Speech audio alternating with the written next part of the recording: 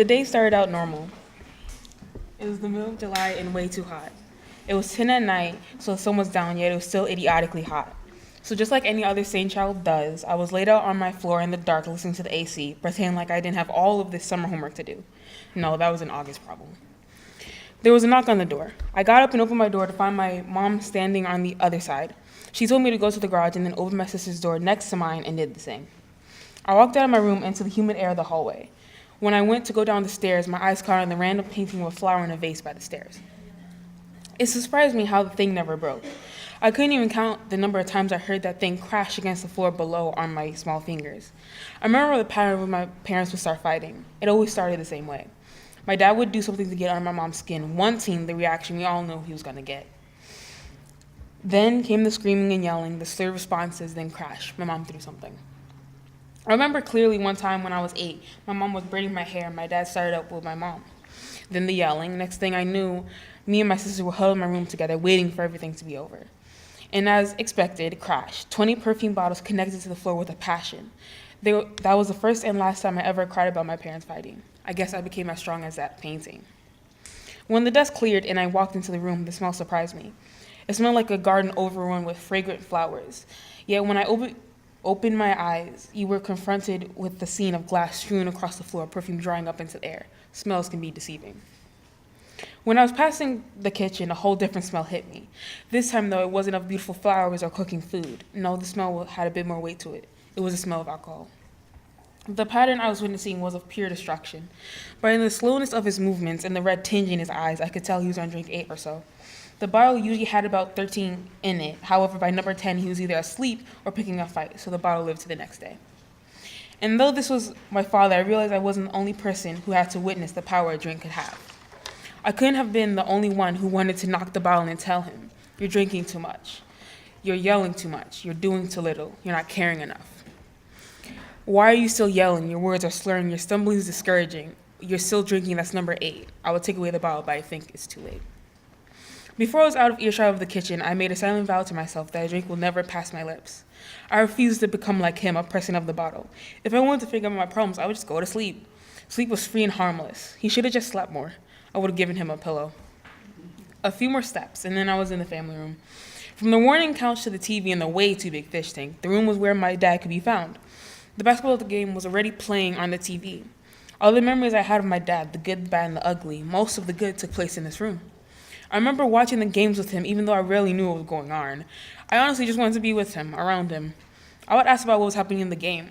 He would answer all my questions with the strongest passion, explaining every detail to the fullest. He would talk about the stories of when he was a kid and how he played basketball and football and how he boxed. The stories were endless. I learned more about him on that couch while he was on his 4th drink, yelling at the TV than I ever did any other time I was around him. I went through the door to the garage. On the right side was my mom's red 2004 Ford Explorer. I remember all the random adventures she would take me and my sister in that car. While listening to the mixture of 90s rap reggae and R. Kelly that would blast through the speakers, my mom's sing-alongs and the occasional story when she was younger, beating up boys, messing with her sisters, tales of when she was working on Rikers. She was always there for me and my sisters while cracking long jokes along the way. On the left side was my dad's 2013 Cadillac ATF or FTI, TIT, I honestly don't know. I was never in that car much. The car just sat there or was gone, leaving an empty spot that was good for running around in circles or crashing into your mom's car while attempting to ride a skateboard. Don't tell her that. There were only 4 feet between the cars, yet the difference couldn't be any bigger. Whenever the garage went up, there was a stampede of 4 girls running to the garage, hoping to see that old red truck. Nobody ever addressed this, but nobody ever wanted to see that shiny black car, unless she was in it. If it was only him, the disappointment was clear on their face. But that should be no surprise, as he was a special case. As interactive as a painting, his responsibilities never claiming. Poured up, then basically fainting, all the arguing so straining, your hope that things will work ever shrinking, eyes tear but you can't cry, rapid blinking. I went into the garage to see my family. My sisters looked just as confused as I felt. Somehow my mom managed to get there before I did. I don't know how. The conversation started out the same way that you would see it in movies or TV shows, with the "it's not your fault" and everything's gonna be okay. Don't worry. So what she said came as a surprise to no of us. She said very clearly, "I'm divorcing your father." And from the way she said it, I could tell she meant it. The fact that she said "your father" didn't miss my notice. The man that reeked of coke and gin, apparently I was his next in kin, yet the kin of mine shed no light on his name. As those words stick to this day, when referring to him you hear your father, Mr. Shaw. It is him that they have ceased to claim, and rightfully so, as he never earned that name.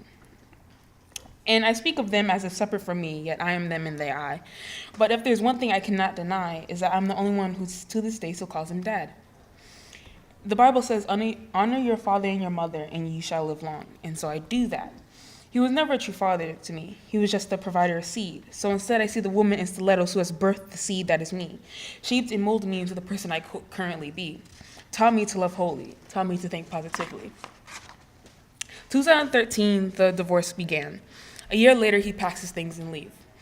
2017, the divorce comes to a final end. My story is my own, but is not wholly unique, you see, because many in this room know less of their father than even me, so much so that it is how it is expected to be. Boys grow into men, yet they are as clueless as their little boy, and so it is easy to abandon physically and emotionally, to lay in another woman's bed, yet not being there to tuck in your own, leaving a mother to fill that role.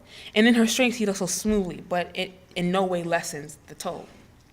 Too many women have to struggle to keep a roof above their head, their children fed, yet this mother was one day wed, or maybe that wasn't ever in the plan. In the 3 years before it was over, I had noticed things. Coiled like a spring, tears dry in your eyes, wanting silence as your ears ring, bad memories wanting to be only a fling, yet in your mind they dance and sing, stopping the food from sitting nicely in your stomach. Yet you don't want that to stop you.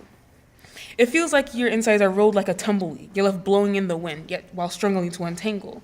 Yet you try anyway, because you've always been a fighter, a ride-or-dyer. Your breath comes short. Yet you sit in your screaming silence, trying to accept your reality, always thinking positively because that's all you know. You will learn to accept it, or you can learn to fix it, make things better. People won't always understand your silence, your quiet tremble, your slow rocking, the light sobbing. But it's not for them to understand. Not all need to know the struggle. All they need to know is the ending bundle, the person who figured it out, who had the hard conversations, who accepted her mistakes. That's you. So fly high and true and let your wings spread until they fill the sky anew. The official end of the divorce was heaven sent, and since I believe my 5 minutes are up, this is where my talking ends. Thank you.